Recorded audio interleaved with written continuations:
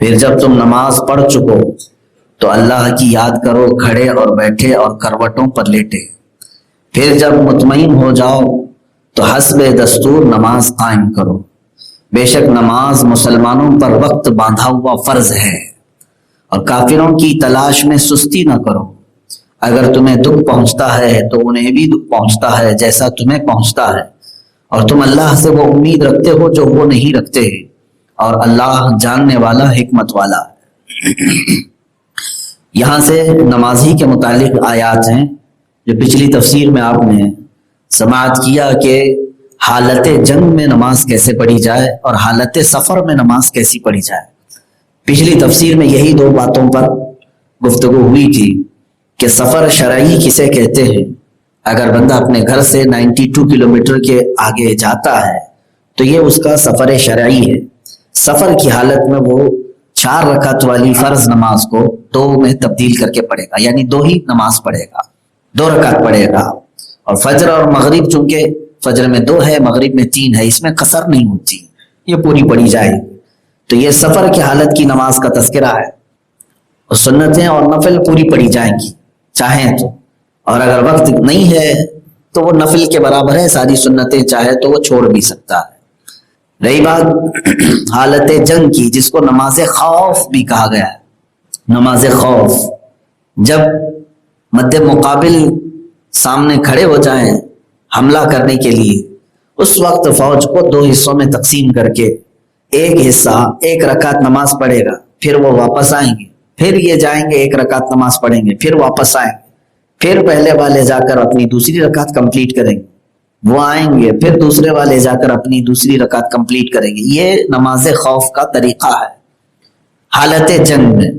اس کا تذکرہ ہو گیا، اس کے بعد اب رب تبارک و تعالیٰ ارشاد فرماتا ہے کہ جب تم نماز مکمل کر لو تو پھر اللہ کا ذکر کرو، کھڑے ہو کر، بیٹھ کر یا کروٹوں پر لیٹ کر۔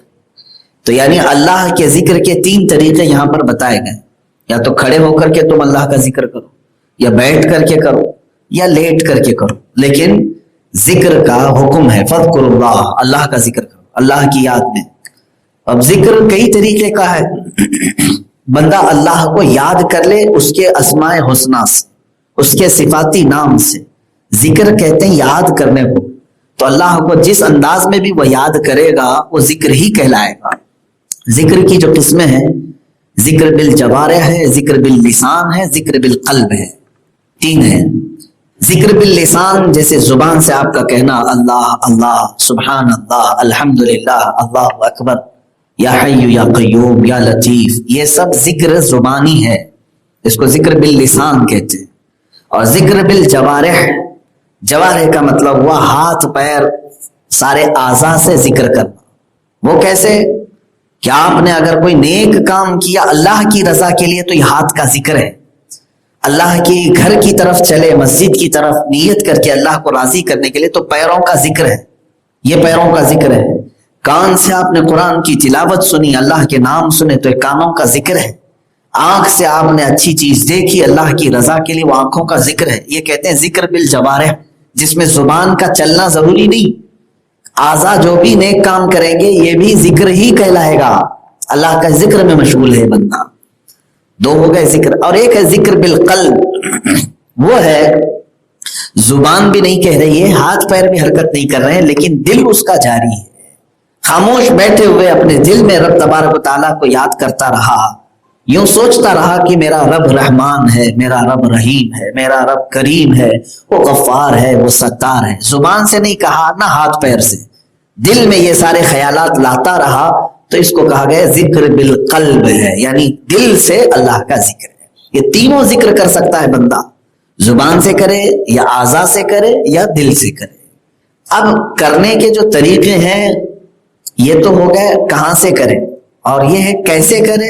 اس کے لیے اللہ فرماتا ہے یا تو کھڑے ہو کے کرو، کھڑے نہیں ہونا ہے، بیٹھنا ہے تو بیٹھ کر کے کرو، بیٹھ نہیں سکتے تو لیٹ کر کے کرو۔ یہ تینوں حالتیں ہیں انسان کی، یہ 3 حالتیں ہیں انسان کی۔ ان میں اللہ تبارک و تعالیٰ نے فرمایا قیاما وقعودا وعلی جنوبکم، کھڑے ہو کر، بیٹھ کر یا کروٹوں پر لیٹ کر۔ بعض لوگ اس کی مخالفت کرتے ہیں، ذکر پاک جیسے صوفیہ اکرام کے طریقے ہیں الگ الگ ذکر کرنے کے. سعودی عرب میں وہاں کے جو جماعت اہل حدیث کے مولوی حضرات ہیں وہ اس طرح کے ذکر کو منع کرتے ہیں جو کھڑے ہو کر کے اجتماعی طور پر کوئی کرے. اہل حدیث سلفی کہتے ہیں اس طرح کا ذکر نہیں کرنا ہے, کھڑے ہو کر کے ذکر, اس کے وہ مخالف ہیں. اچھا, بیٹھ کر کے بھی اگر اجتماعی طور پر ذکر کرتے ہیں تو اس کے بھی وہ مخالف ہیں. ان کا کہنا ہے کہ بس اکیلا آدمی کہیں پر بھی ذکر کرے. لیکن قرآن کے اعتبار سے اللہ تبارک و تعالیٰ نے یہ تینوں حالتیں بتائی. تم کھڑے ہو کر کے بھی کر سکتے ہو, بیٹھ کر کے بھی کر سکتے ہو, سو کے بھی کر سکتے ہو. اسی سے یہ بات بھی سمجھ میں آتی ہے رسول پاک صلی اللہ تعالی علیہ وسلم کی بارگاہ میں سلام پیش کرنا. سلام جب پیش کرتا ہے تو کیا کہتا ہے معلوم ہے؟ حضور صلی اللہ تعالی علیہ وسلم پر جو سلام پیش کیا جاتا ہے وہ در حقیقت اللہ کی بارگاہ میں دعا کرنا ہے. ہم دعا کرتے ہیں, درود پڑھیں آپ. درود میں کیا ہے؟ اللہم صلی علی سیدنا محمد, اے اللہ ہمارے آقا محمد صلی اللہ علیہ وسلم پر رحمت نازل کر, درود بھیج. ہم تو یہ کیا کر رہے ہیں؟ دعا کر رہے ہیں. حضور پر جو درود ہے نا وہ در حقیقت دعا ہے اللہ سے. ہم اللہ سے کہہ رہے ہیں کہ اے اللہ تو رحمت نازل فرما. الدعاء هو الذکر, اور فرمایا گیا دعا ہی یہ ذکر ہے. اس کا مطلب ہوا درود پڑھنا بھی کیا ہوا؟ ذکر ہے. درود بھی کیا ہے؟ ذکر ہے. اب اس درود پڑھنے کا کوئی سسٹم ہوگا؟ جو لوگ یہ کہتے ہیں کہ تم لوگ نماز کے بعد کھڑے ہو کر مدینے کی طرف منہ کر کے کیوں درود پڑھتے ہو, سلام پڑھتے ہو, ان کے لیے قرآن کی یہ آیت کافی ہے. اللہ نے فرمایا نماز مکمل ہو جائے تو کھڑے ہو کر کے ذکر کرو, یا بیٹھ کر کے کرو, یا لیٹ کر کے کرو, جس کی جیسی طاقت ہے ویسے کرے. ہمیں کھڑے ہونے میں ادب زیادہ لگتا ہے, کھڑے ہو کر کے ادب کرتے ہیں. جس کو بیٹھ کر کے کرنا ہے وہ بے ادب نہیں ہے, وہ اس کی اپنی استطاعت کے مطابق. تو بہرحال حضور اکرم صلی اللہ تعالی علیہ وسلم کی بارگاہ میں درود بھیجنا یہ بھی ایک طرح کا ذکر ہے. ذکر ہے. الدعاء هو الذکر, دعا کرنا بھی کیا ہے؟ ذکر ہے, اللہ کو یاد کرنا. اب یہاں پر ایک اور مسئلہ میں آپ کو بتا دوں, اللہ کے ذکر میں کیا کیا ہے. دیکھیں بعض لوگ اب یہ سوال کریں گے آپ سے, حضور پاک صلی اللہ تعالی علیہ وسلم کی نماز تو نماز ہے, فرض نماز ہو گئی, چلے جاؤ بس کافی ہے. بعض لوگ یہ کہتے ہیں تم لوگ نماز پڑھتے ہو, پھر تسبیح پڑھتے ہو, پھر دعا پڑھتے ہو, پھر الگ الگ وظیفے کرتے ہو. یہ سب کہاں سے؟ یہ سب بدعتیں ہیں جو تم نے اپنے طریقے سے شروع کیا ہے. بعض لوگ اس کو یہی کہتے ہیں بدعت. قرآن کے حکم پر عمل کرنے کو بدعت نہیں کہا جاتا. اب اس آیت کا کیا مطلب ہے میں صاف صاف ترجمہ کر رہا ہوں, آپ خود بتائیں. فَإِذَا قَضَيْتُمُ الصَّلَاةَ, جب تم اپنی نماز مکمل کر چکے, جب تم نماز پڑھ چکو, فَاذْكُرُوا اللَّهَ قِيَامًا وَقُعُودًا وَعَلَى جُنُوبِكُمْ, اللہ فرما تو پھر اللہ کا ذکر کرو کھڑے ہو کر, بیٹھ کر, یا لیٹ کر. جب نماز کمپلیٹ ہو جائے, نماز مکمل ہو جائے, تب قرآن کہہ رہا ہے کہ اللہ کا ذکر کرو. میرے عزیزو, اس آیت سے ہی ثابت ہو گیا کہ نمازوں کے بعد دعا کرنا, تسبیح پڑھنا, یا پھر ہم تسبیح یہاں پر پڑھتے ہیں سبحان اللہ وبحمدہ سبحان اللہ العظیم, یہ کوئی نیا عمل اور بدعت نہیں, بلکہ یہ قرآن پاک کے حکم کے مطابق ہے. اللہ نے فرمایا نماز کمپلیٹ ہونے کے بعد تم ذکر کرو. ہاں, یہ اور بات ہے کہ آپ کوئی بھی ذکر کر سکتے ہیں. نماز ہونے کے بعد آپ الحمدللہ الحمدللہ پڑھیں, اللہ اکبر پڑھیں, سبحان اللہ پڑھیں, جو آپ کو میسر ہو وہ ذکر کریں آپ. لیکن انکار نہ کریں کہ نماز کے بعد یہ ذکر کہاں سے آیا. قرآن کا حکم ہے کہ نماز حکم مکمل ہو جائے تو اللہ کا ذکر کرو. اب ایک حدیث میں یہ بھی سنا دیتا ہوں, نماز پڑھ لی آپ نے, یہ تو تمہارا فرض تھا جو تمہارے اوپر باندھا ہوا ہے, نماز تو پڑھ لیا, اس کے بعد اللہ سے اگر کچھ مانگا نہیں, دعا ہی کیا ہے؟ ذکر ہے. دعا بھی کیا ہے؟ ذکر ہے. اللہ سے مانگا نہیں, دعا نہیں کیا, کچھ بھی اپنے لیے یا آخرت کے لیے, دنیا کے لیے, مومنین کے لیے, کسی کے لیے دعا نہیں, فوراً بھاگ گیا. فرمایا گیا کہ اللہ تبارک و تعالیٰ اس بندے سے ناراض ہوتا ہے جو اس کے گھر میں آیا اور اس سے کچھ سوال نہیں کیا, مانگا. دیکھیں اللہ تعالیٰ کی شان عطا کیسی. دنیا والے مانگنے سے ناراض ہوتے ہیں, ارے پھر آ گیا مانگنے کے لیے, ایک بار دے بھی دیا, دوسری بار اس کو راستہ پھیر لیتے ہیں, ارے یہ سامنے کرے گا, سامنا ہوگا اس کا, پھر یہ مانگ لے گا. مانگنے والے سے تو دنیا منہ پھیر لیتی ہے، اور وہ رحمان ہے، نہ مانگنے پر ناراض ہو رہا، نہیں مانگو گے اللہ سے تو وہ ناراض ہے۔ فرمایا گیا کہ اللہ تعالیٰ ناراض ہوتا ہے اس بات پر کہ اس بندے کو اب میری حاجت نہیں رہ گئی، یہ بندہ اب میرا محتاج نہیں ہے جو مجھ سے سوال نہیں کرتا۔ اسی لیے بزرگوں نے فرمایا کم از کم مسجد سے نکلنے سے پہلے اتنا تو کہہ جاؤ، ربنا آتنا فی الدنیا حسنہ وفی الآخرۃ حسنہ وقنا عذاب النار۔ 3 چیزوں کو اس میں مانگ لیتے ہو تم، اے ہمارے رب دنیا میں جو اچھائیاں ہیں وہ عطا کر دے، آخرت میں جو اچھائیاں ہیں وہ عطا کر دے، اور جہنم کے عذاب سے مجھے بچا دے۔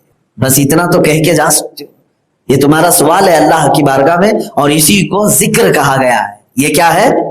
الدعاء هو الذکر، دعا ہی ذکر ہے۔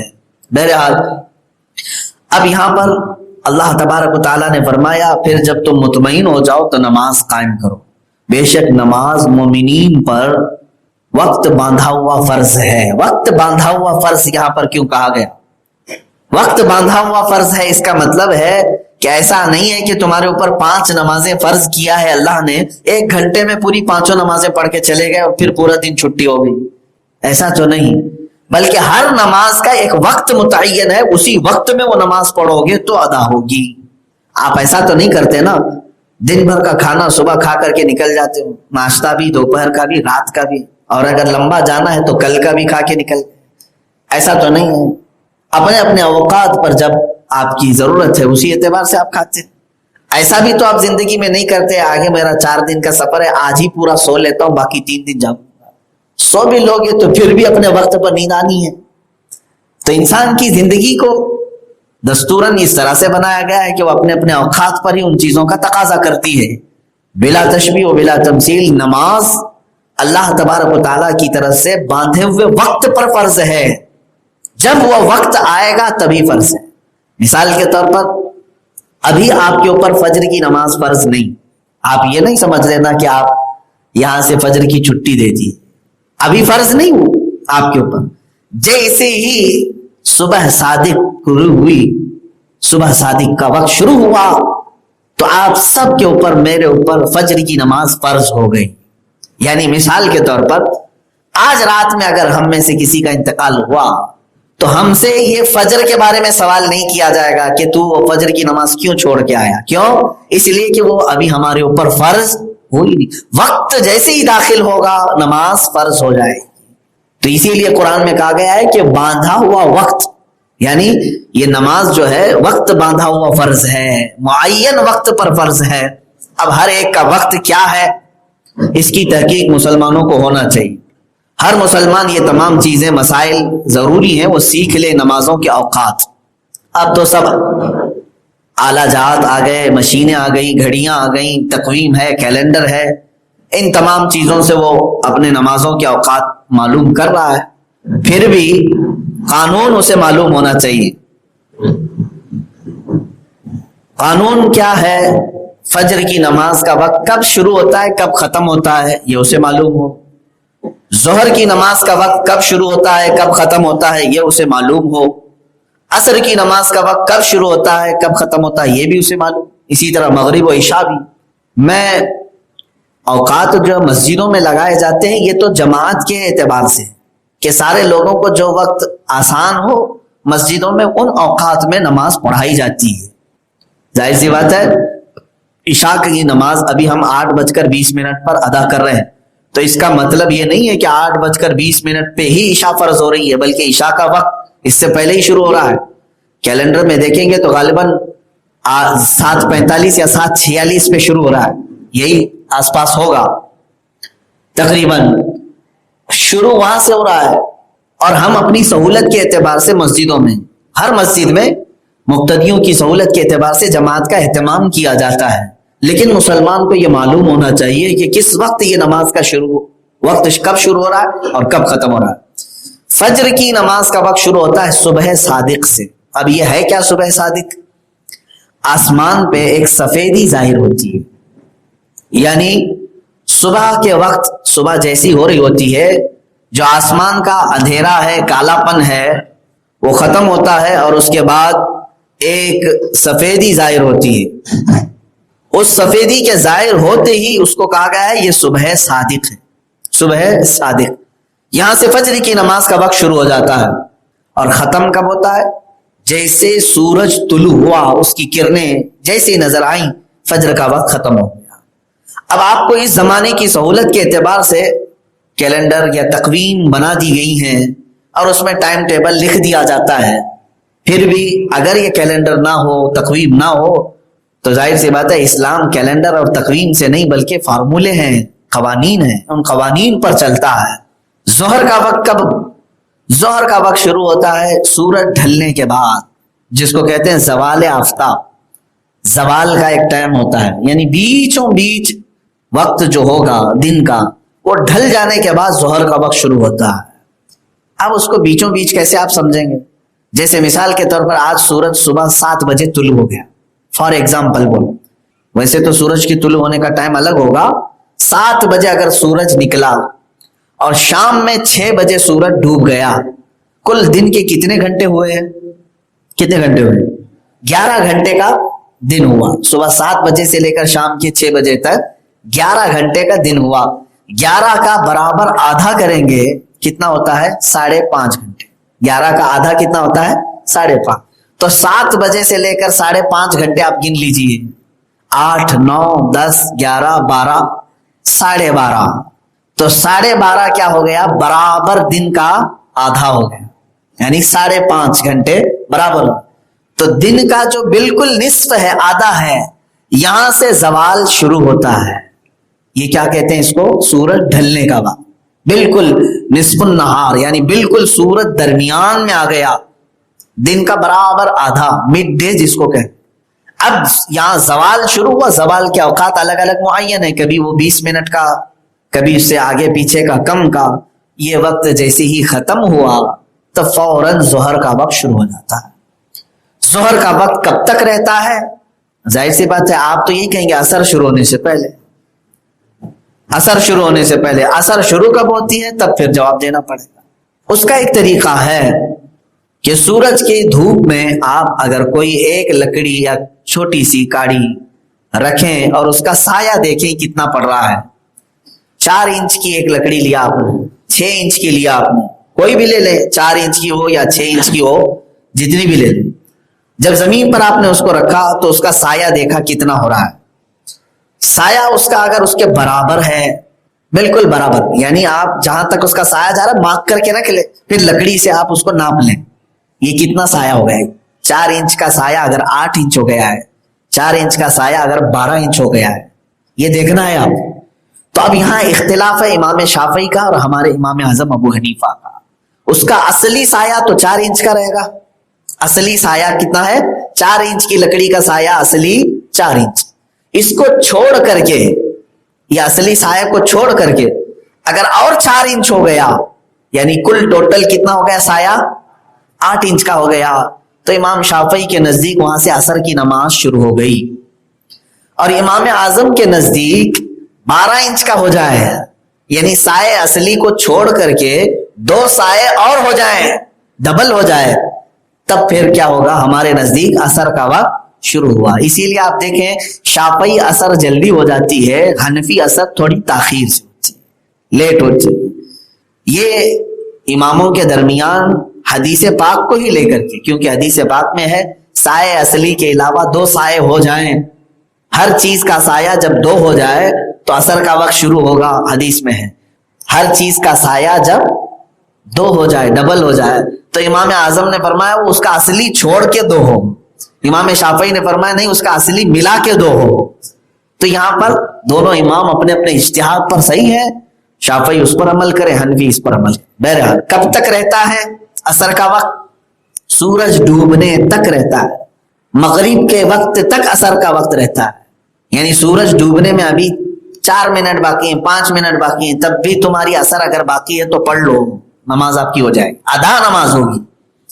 جان بوجھ کر کے تاخیر کرنا گناہ ہے، کسی بھی نماز مکروہ ہے، لیکن ٹائم ہے آپ کے پاس، سورج ڈوبنے سے پہلے 2 منٹ بھی باقی ہیں، عصر پڑھ سکتے ہو، پڑھ لو، اس وقت تک آپ کے لیے عصر کا وقت باقی ہے، جب تک سورج ڈوب نہ جائے، اور جیسے ہی سورج ڈوبا مغرب کا وقت شروع ہوا۔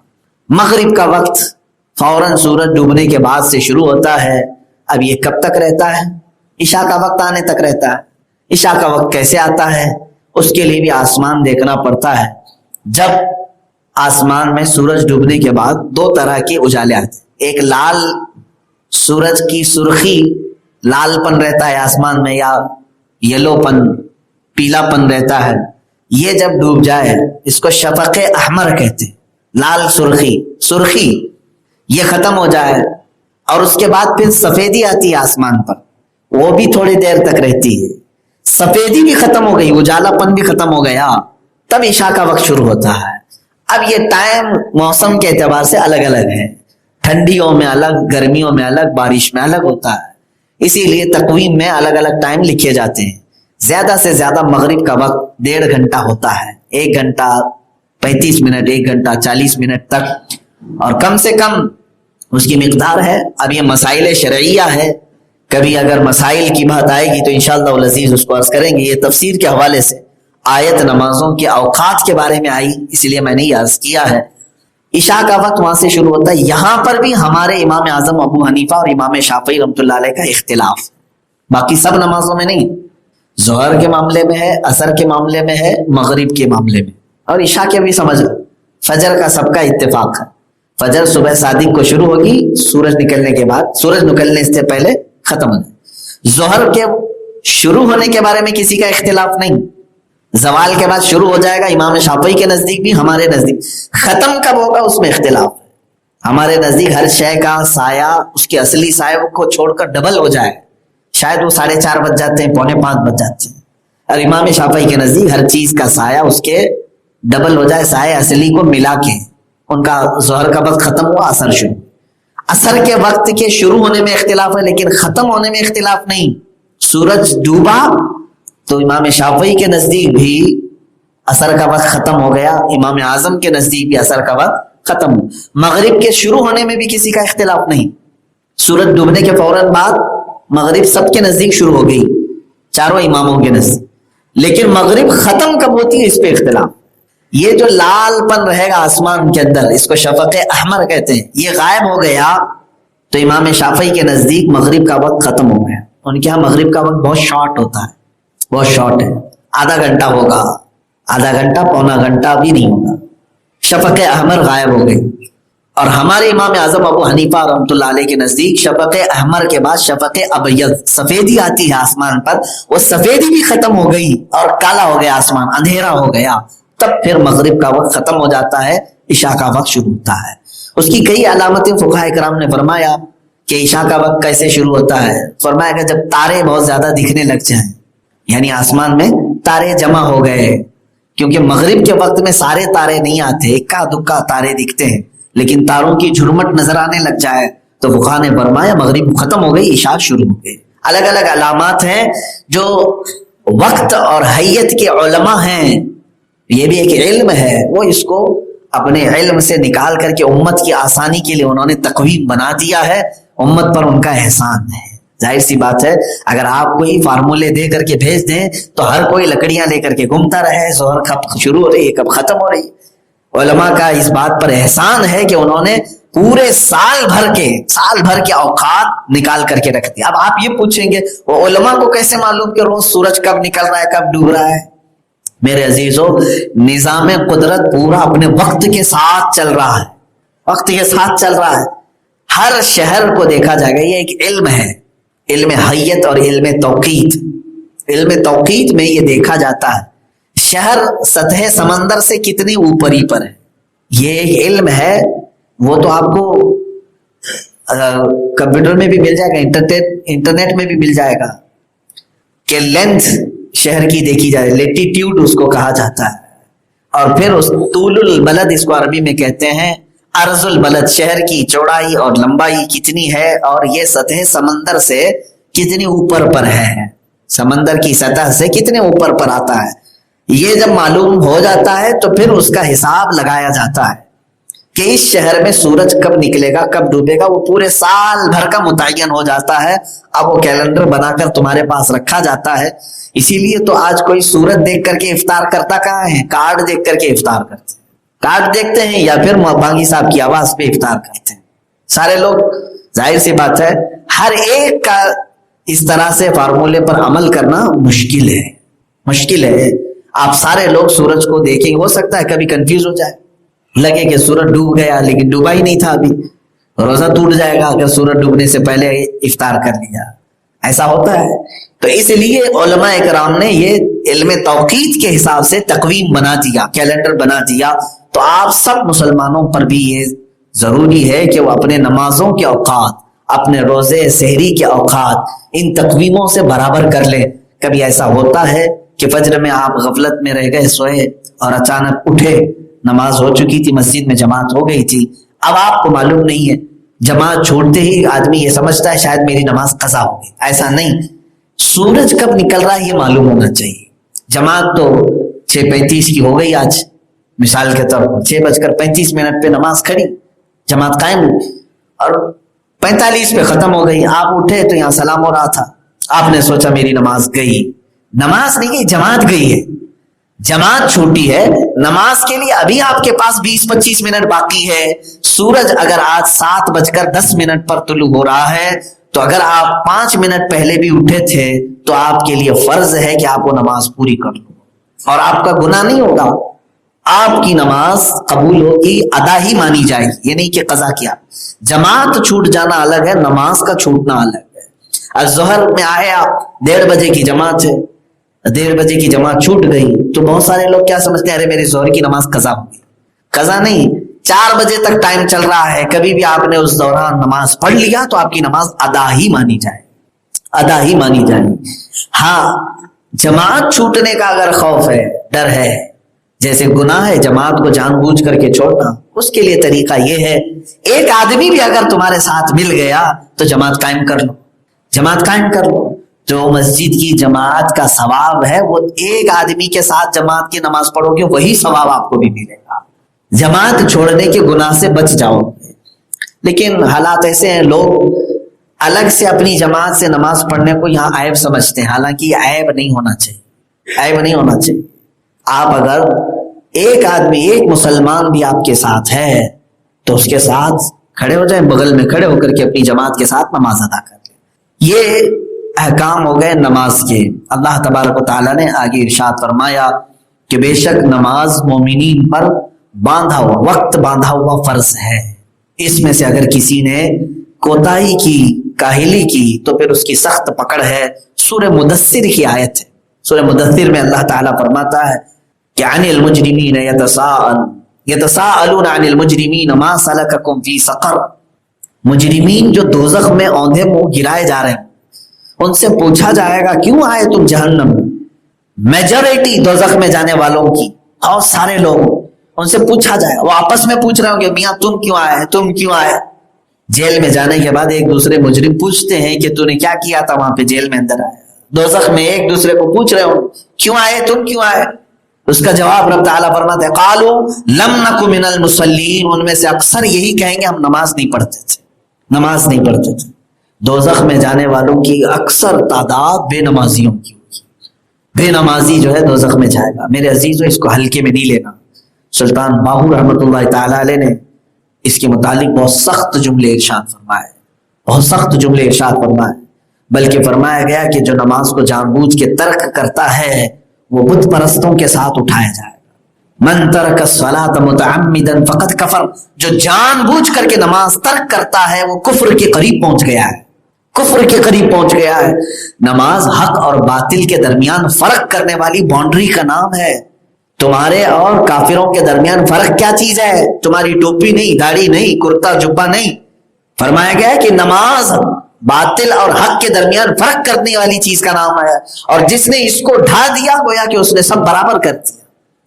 من ترک الصلاۃ, یہ رسول کریم صلی اللہ تعالی علیہ وسلم کی حدیث ہے, الصلاۃ عماد الدین من اقامها فقد اقام الدین ومن ترکها فقد هدم الدین.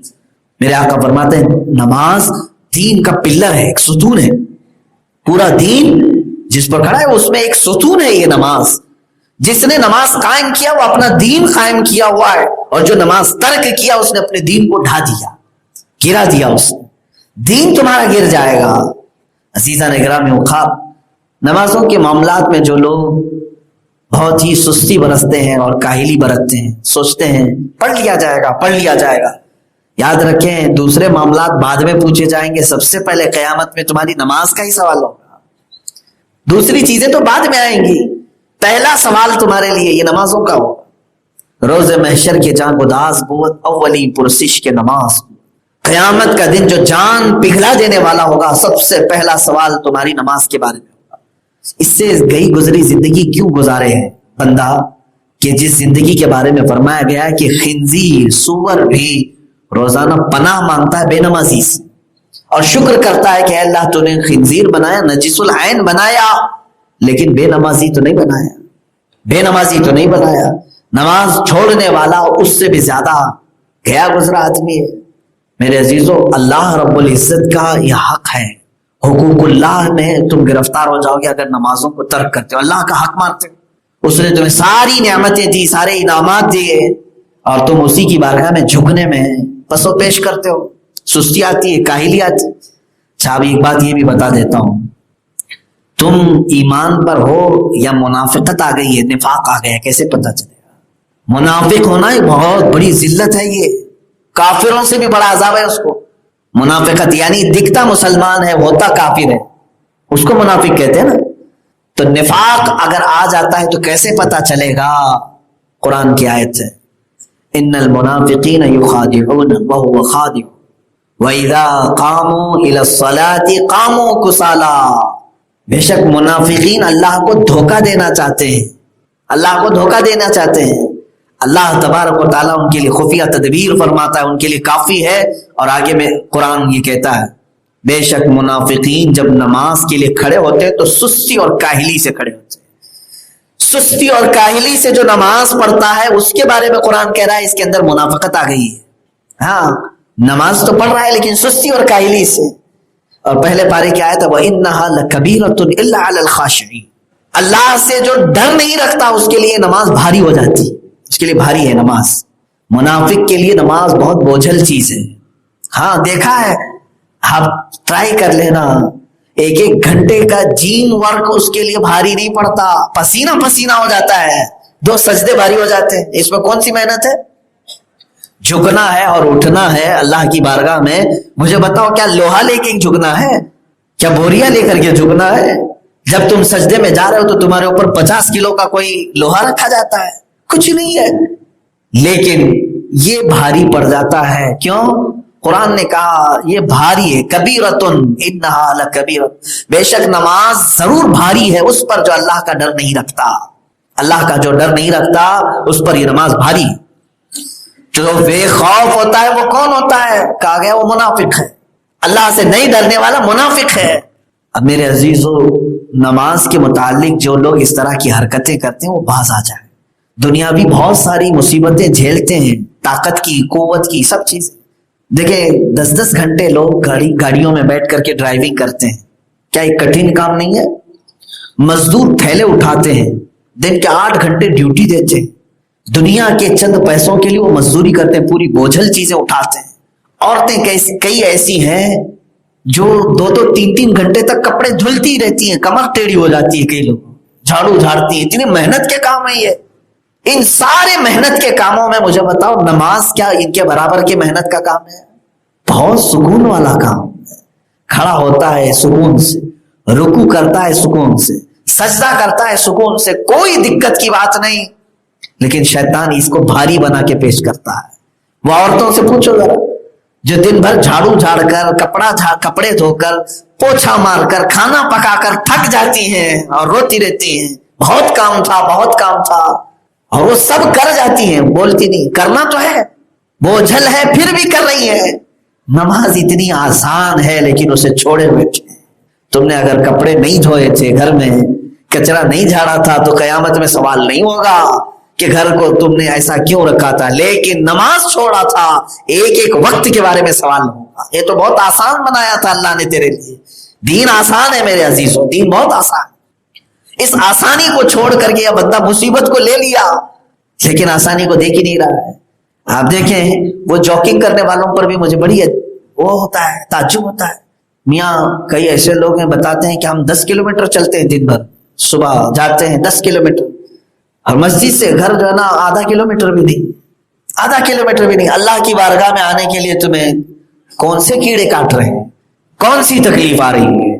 صبح فجر کے وقت جو لوگ کہتے تھے کہ نیند نہیں کھلتی، ان کو جاگنگ کے لیے، واکنگ کے لیے، سوئمنگ کے لیے، جم کے لیے برابر وقت آنکھیں کھلتی، اپنے جسمانی طاقت کو برقرار رکھنے کے لیے ساری آنکھیں کھلتی ہیں.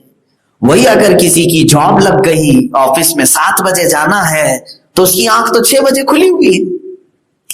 وہ نہا بھی رہا ہے، کپڑے بھی دھو رہا ہے، کپڑے پہن بھی رہا ہے، اور گھر والوں کو بھی اٹھایا ہوا ہے، بیوی کو بھی محنت پہ لگایا ہوا ہے، لیکن نماز کے لیے نہیں کر پا رہا. تو کیا یہ اللہ کو دھوکہ دینے والی معاملات نہیں ہے جس کو قرآن کہہ رہا ہے ان المنافقین یخادعون اللہ؟ منافق اللہ کو دھوکہ دینا چاہتے ہیں، اللہ کے ساتھ ناانصافی کرنا چاہتے ہیں. تم سارے مشکل کام، محنت کے کام سب کر لے جاتے ہو. جو اللہ نے آسان رکھا ہے اسے چھوڑ دیتے ہو. آسان رکھا. اچھا اگر رب تبارک و تعالیٰ حکم فرما دیتا کہ تم دن میں 100 رکعت پڑھو تو کیا کرتے؟ یا چلو معراج کی شب اگر موسیٰ علیہ السلام بار بار مل کر کے میرے نبی صلی اللہ علیہ وسلم سے 50 کو کم کرا کے 5 تک نہیں لائے ہوتے، کیا کرتے؟ 50 نمازیں دن میں کس حساب سے ادا کریں گے؟ گھنٹے پر اگر اس کو ڈیوائڈ کرے تو آدھے گھنٹے سے بھی کم میں ایک نماز آ جائے. یوں نماز پڑھے، پھر گئے، پھر اذان ہوئی، پھر یوں گئے، پھر اذان ہوئی. 24 گھنٹے کی بات کر رہا ہوں. پھر سوتے کب، کھاتے کب، کام کب کرتے؟ 50 وقت کی نمازیں. ہاں میرا رب اگر چاہتا تو کرتا، حکم فرما دیتا. کیونکہ ہو سکتا ہے تم یہ سوچ رہے ہو اللہ تعالیٰ چاہتا 50 تو پڑھتا کون، لیکن ساتھ میں اگر وہ یہ بھی قانون لگا دیتا کہ 50 فرض کر رہا ہوں، ایک بھی چھوڑو گے تو تمہارے کان جھڑ جائیں گے، دوسری چھوڑو گے تو ناک جھڑ جائے گی، تیسری چھوڑو گے تو دانت جھڑ جائیں گے، تو پھر سب برابر پابندی سے کرتے ہیں. ڈر تھا لوگوں کو، سب کرتے، لیکن وہ رحمان ہے، رحیم ہے. اس نے دارالامان میں بھیجا، دارالعمل میں بھیجا، اور یہ فرما کر کے بھیجا لا اکراہ فی الدین، ہم دین میں کوئی زور زبردستی نہیں کرتے. فمن شاء فلیؤمن ومن شاء فلیکفر، جسے مومن ہونا ہے مومن بنے، جو کافر بننا چاہے کافر بنے، لیکن ہم آخرت میں ہر چیز کا حساب لیں گے. ایمان والے کو بھی اس کے اعمال صالحہ دکھائے جائیں گے، اور کافر کو اور بدبخت کو بھی اسے برے اعمال کا بدلہ چکھنا ہوگا. عزیزان گرامی وقار، یہاں پر بے نمازی کے لیے اللہ تبارک تعالیٰ نے فوراً پکڑ نہیں رکھی. اس کا مطلب یہ مت سمجھو میں برسوں سے نہیں پڑھ رہا، میرا کچھ بھی نہیں ہو رہا ہے، تم دلیل مت بنانا اس کو. میری دکان بھی اچھی چل رہی ہے، بزنس بھی سب ٹھیک ٹھاک چلتا ہے، گھر میں بھی سب پیسے ہی پیسے ہیں، میں کون سی نماز پڑھ رہا ہوں. بعض لوگوں کو ایسا لگتا ہے نہیں پڑھ کر کے بھی سب اچھا ہی تو چل رہا ہے، کیا فرق پڑتا ہے. ڈرو، یہی منافقت کی علامت ہے. جو اللہ سے نہیں ڈرتا، قرآن کہتا ہے تم یہ مت سمجھنا کہ اللہ نے تمہیں تمہارے اچھائیوں کی وجہ سے آزاد چھوڑا ہے، بلکہ مولا فرماتا ہے انما نملی لہم لیزدادوا اثما، ہم اس لیے انہیں ڈھیل دیتے ہیں تاکہ اور گناہ کر لیں، اور گناہ کر لیں. اور اس کے بعد رب تعالیٰ فرماتا ہے پھر ہم اچانک ان کی پکڑ کریں گے، دردناک عذاب میں گرفتار کریں. ڈھیل جو ملتی ہے وہ تمہاری اچھائیوں کی وجہ سے نہیں ہے. نماز نہیں پڑھ رہا پھر بھی کھانا مل رہا ہے اس لیے نہیں. اللہ تعالیٰ پھر جلال میں سارے راستے کھول دیتا ہے، جتنا تجھے عیش کرنا ہے سب کر لے، سب کر لے، دنیا میں جو تجھے عیش چاہیے سب کر لے. پھر اللہ تبارک و تعالیٰ آخرت کے ہر نعمت سے محروم فرمائے گا، ہر نعمت سے محروم فرمائے گا. یہاں تک کہ فرمایا گیا کہ بے نمازی پر جنت کو حرام کر دیا گیا ہے، حرام کر دیا گیا ہے. اللہ رب العزت بخشش فرمائے، یہ اس کا فضل ہے. لیکن جو لوگ اپنی پوری نمازیں چھوڑے بیٹھے ہیں وہ پھر جنت کی طلب کیسے کرتے؟ کیا انہیں شوق نہیں ہے جنت میں جانے کا؟ کیا انہیں ڈر نہیں ہے دوزخ میں جانے سے؟ تو اپنی نمازیں کمپلیٹ کر لو. آج اگر صحت و سلامتی باقی ہے تو نمازیں کمپلیٹ کر لو. ایک بزرگ نے بہت پیاری مثال دی. وہ ایک اپنے مرید کی دکان میں آئے، بڑی بھیڑ بھاڑ تھی، گراہک لگے ہوئے تھے، فرصت ہی نہیں ملتی تھی. اس دکان میں گئے، اس نے کہا حضور آئیے، تشریف لائے. مرشد آئے تھے، پیر صاحب آئے تھے، کرسی پر بٹھایا اور کام میں مصروف رہا.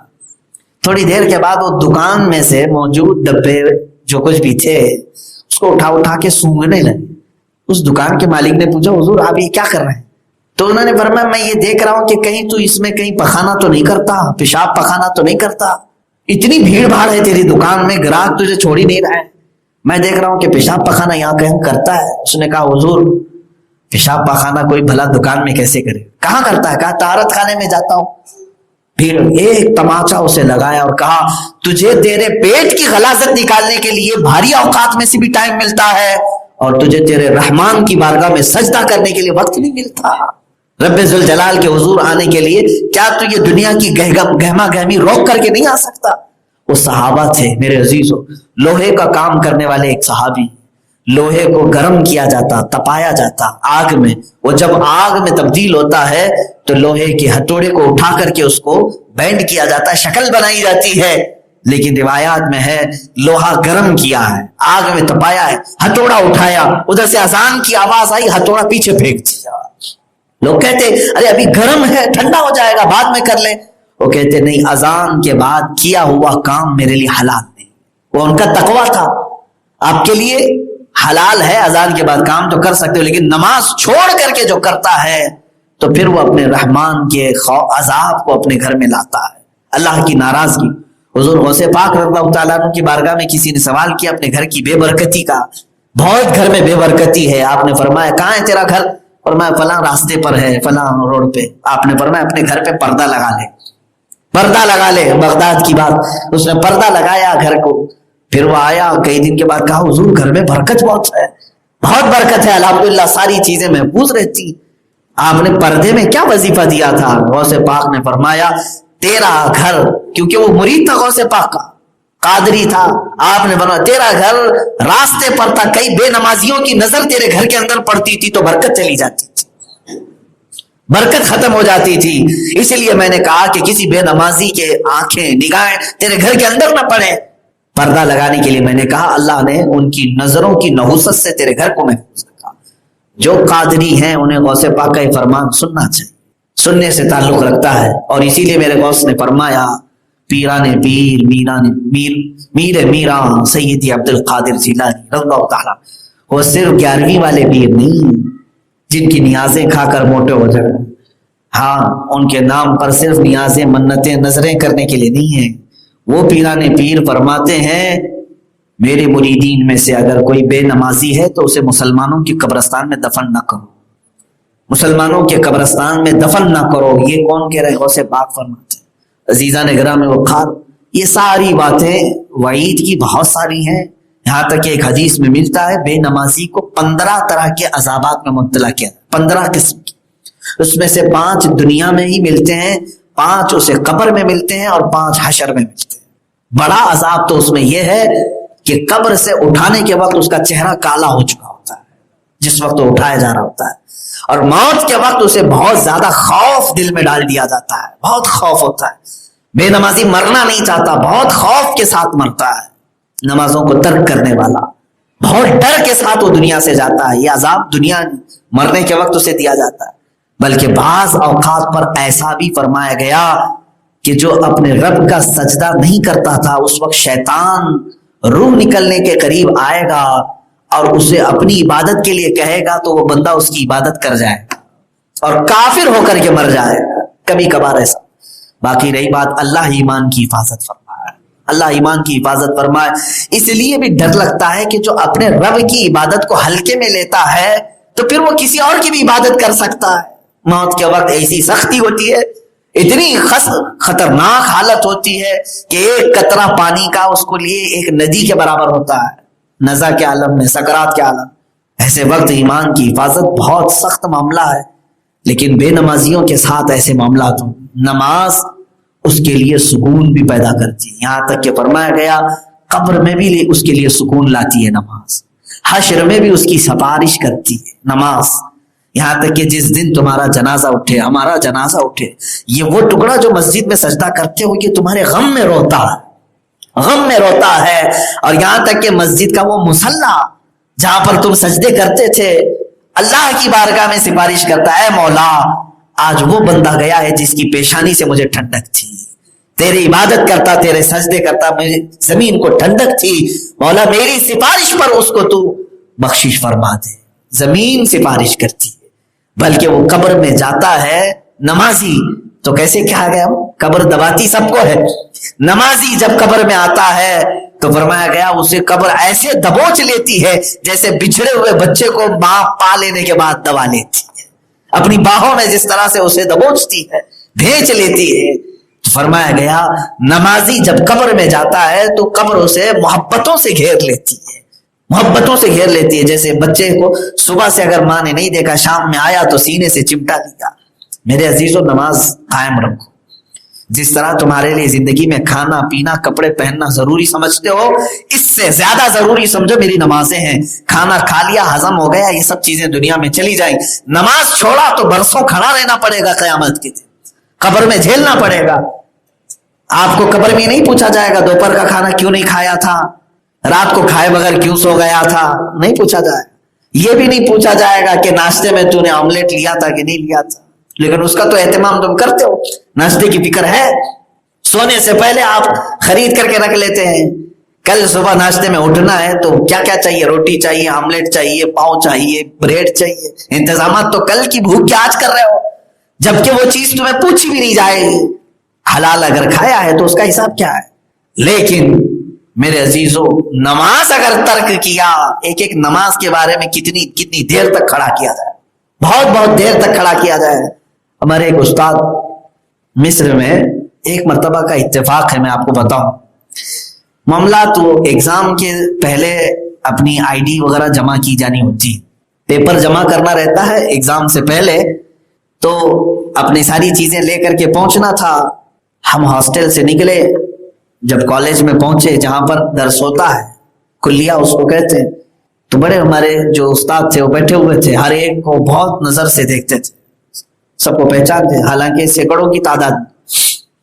10 بجے کا ٹائم تھا، سارے لوگ جمع تھے، تو پہنچنے میں ہمارے ایک دو ساتھی تھے، وہ 10:15 یا 10:20 پر پہنچے، آئے، اور جب ہم لوگ کھڑے تھے تو ہمیں سامنے کیا اور کہا لاؤ تمہاری جو آئی ڈی ہے، پیپر ہے، سب جمع کیا۔ ان کا نمبر میرے ہی پیچھے تھا، ان جگہ سائڈ میں کھڑے رہو، دوسرے اور سارے لوگوں کو سنتے رہے، سب کو لیے 11 بج گئے، 12 بج گئے، 1 بج گئے، ہم انتظار کرتے رہے۔ یہ آئے ہیں 10:30 بجے سے، 2.5 گھنٹے کی قریب ہو گئے، ان کی نہ وہ آئی ڈی لے رہے نہ پیپر لے رہے۔